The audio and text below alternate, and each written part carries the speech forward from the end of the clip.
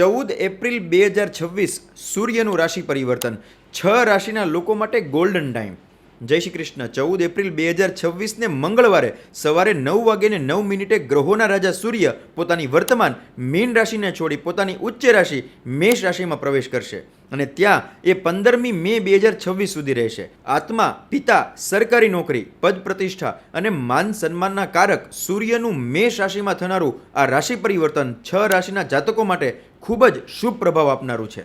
સૂર્યદેવના આ ગોચરથી તમારા આત્મવિશ્વાસ, વ્યક્તિત્વ, નેતૃત્વ ક્ષમતા અને શારીરિક ઉર્જામાં અભૂતપૂર્વ વૃદ્ધિ થશે.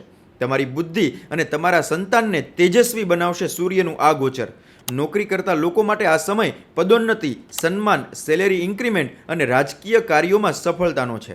વ્યાપારીઓ માટે પણ આ સમય અદ્ભુત છે. કોઈ નવા વ્યાપારની શરૂઆત કરવી હોય કે પછી તમારા વ્યાપારની નવી શાખા, ફ્રેન્ચાઇઝી વગેરે માટે પણ આ સમય સારો છે. પ્રેમ સંબંધમાં આ સમય ચરમસીમાએ હશે. દાંપત્ય જીવન માટે પણ આ સમય શુભ છે.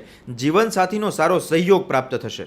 કોમ્પિટિટિવ એક્ઝામની તૈયારી કરતા વિદ્યાર્થીઓ માટે તેમજ સરકારી નોકરીની તૈયારી કરતા વિદ્યાર્થીઓ માટે આ ગોચર અત્યંત અનુકૂળ છે.